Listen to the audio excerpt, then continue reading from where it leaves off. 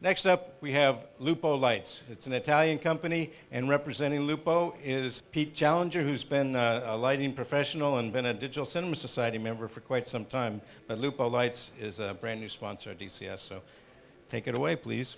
Thanks, Jim.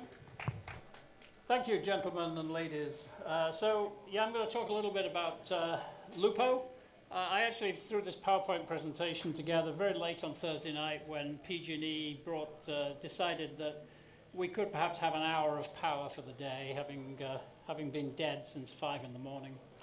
So since it was Valentine's Day, I figured we'd have a love theme for my PowerPoint presentation. I doubt very many of you, if any, are familiar with Lupo. It's an Italian company. It's been around about 30, 40 years. Initially, they used to make photographic equipment for photographic studios. About the last 15 years, they've moved into film and video lighting equipment. So originally, they were doing mostly flow and HMIs. The company is now exclusively all LED. And in the Italian tradition, it's operated by the third generation of the founding family. I was over there a week ago, and I didn't actually get to meet the godfather, but I'm sure he's lurking somewhere in the neighborhood.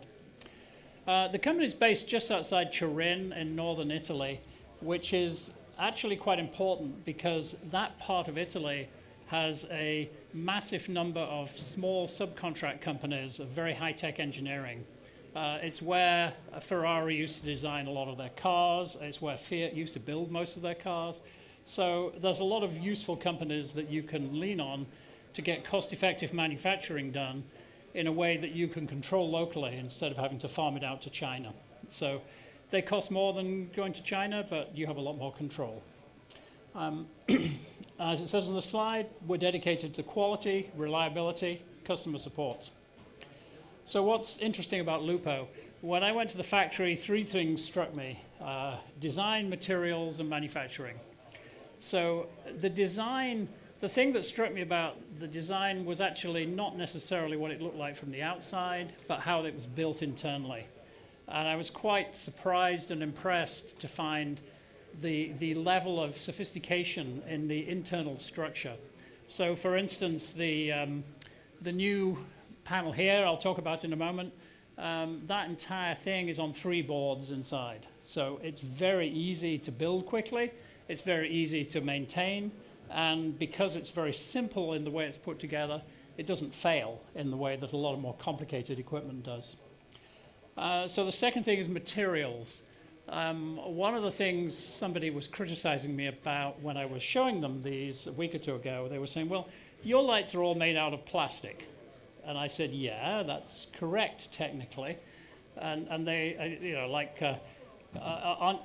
we're very proud of that.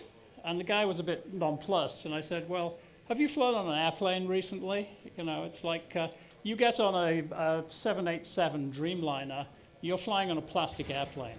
You know, composite materials today are very high-tech, very strong, and very light. And in fact, stronger and lighter than metal, and that's why we use technoplastics. The final thing, the lean manufacturing, I mentioned all the subcontractors around Turin. That lets us have incredible control, both quality and in terms of scheduling. So we can deliver 50 lights in 3 weeks, including the shipping time to the US, which I can't speak for everyone, but I think that's probably faster than a lot of the local US suppliers can get you lights. So it's very well under control. So products. I have this theme I'm trying to push. I refer to as learning to love Fromelles again. Because Fromelles are beautiful lights. They're still greatly used at the very high end, but they're not commonly used anything like as much as they used to be. And there's a few reasons for that. I think the biggest thing is that most productions can't afford the power budget to run tungsten lighting. If you're working on a great high-end feature and you've got a crazy director who loves film and everything's going to be shot on film, you've probably got a big enough budget to use real tungsten lights and there's lots of power and everything's good. Unfortunately, not that many people live in that world these days. and you have to work on low power budgets, which means you're going to be using LEDs. So a lot of gaffers and DPs said, okay, well, we'll use LED Fresnels because we love the way Fresnels work. The problem is the LED Fresnels were such garbage that they all stopped using them. So we've got a situation today where you go to the big rental companies, they've got racks and racks and racks of tungsten Fresnels that rarely go out, and they've got a few racks of crappy LED Fresnels, and those don't go out either. And they say, well, no one likes Fresnels these days. And it's like, well, no, that's not true. It's just that they don't want crappy Fresnels. They want good ones that don't draw much power. So my educational task is to get the more experienced amongst you to look at our Fresnels and think, oh, actually, these are pretty damn good. And the younger end of you to say, these Fresnels are interesting. I should learn something about them. So that's my educational goal. So we have a range of 3 sizes right now, 650, 1K, 2K. They're all available in bicolor or single color.